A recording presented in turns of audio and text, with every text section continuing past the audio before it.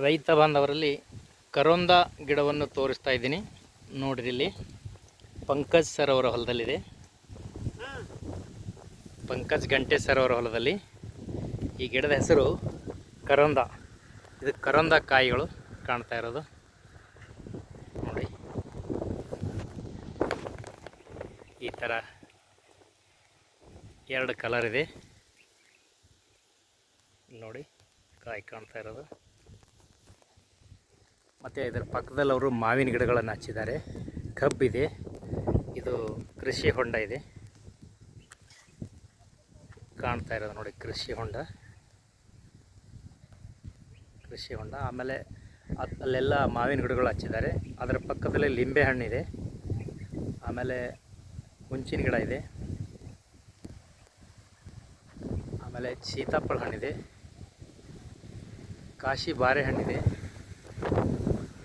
ನೇರಳೆ ಹಣ್ಣಿದೆ. ಇದು ಹೊಸದಾಗಿರೋದು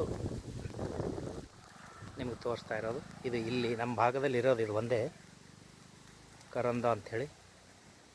ಎರಡು ಥರ ಕಲರ್ ನೋಡಿ ಯಾವ ಥರ ಇದೆ.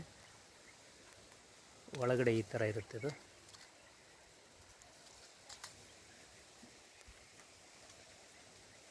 ನೋಡಿ ನೋಡಿ ಈ ಥರ ಇದೆ ಕಲರು, ಹುಳಿ ನೋಡಿ. ಇದರೇನೋ ಉಪ್ಪಿನಕಾಯಿ ಹಾಕ್ತಾರಂತೆ. ಇದು ಗಿಡ ಹಚ್ಚಿದ್ದಾರೆ ಈ ಥರ. ಈ ಕಾಯಿ ತಿನ್ನೋಕ್ಕೂ ಸ್ವಲ್ಪ ಹುಳಿ ಇದೆ.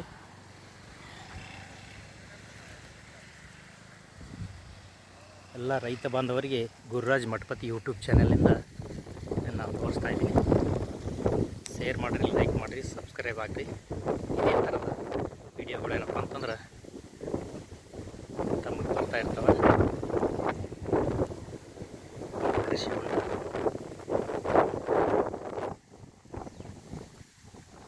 ಕಬ್ಬಿದೆ, ಮಾವಿನ ಗಿಡ ಇದೆ, ಕರೋಂದ ಹಣ್ಣಿದೆ, ಸೀತಾಫಲ ಹಣ್ಣು, ಎಲ್ಲ ಥರದ ನೂರಾರು ಹಣ್ಣಿನ ಗಿಡಗಳಿವೆ ಈ ಕೃಷಿ ಹೊಂಡದ ಪಕ್ಕದಲ್ಲಿ ಹಚ್ಚಿದ್ದಾರೆ. ಆಮೇಲೆ ಅಲ್ಲಿ ಕಾಣ್ತಾ ಇರೋದು ನಿಮಗೆ CC ಕ್ಯಾಮ್ರಾ ಜೂಮ್ ಮಾಡಿ ತೋರಿಸ್ತಾ ಇದ್ದೀನಿ ನೋಡಿ. ಅದನ್ನು ಅವ್ರು ಇಲ್ಲಿಂದಾನೇ ಎಲ್ಲಿ ಕೂತರು ನೋಡ್ಕೋತಾರೆ, ಹೊಲದಲ್ಲಿ ನೋಡ್ತಾ ಇರ್ತಾರೆ. ಹೊಲ ಕಾವಲು, ಅದು ಯಾರೇ ಬಂದ್ರೂ ಫೋಟೋ ತೆಗೆದು ಕಳಿಸುತ್ತೆ. ಆಮೇಲೆ ಫುಲ್ ಪಿಕ್ಚರ್ ಇರುತ್ತೆ, ಎಲ್ಲಿ ಬೇಕಲ್ಲಿ ನೋಡ್ಬೋದು ನೋಡಿ. ಸ್ವಲ್ಪ ಮಳೆ ಬಂದಿದೆ, ಆಮೇಲೆ ಕೃಷಿ ಹೊಂಡದಲ್ಲಿ ನೀರು ಬಂದಾಗಿದೆ.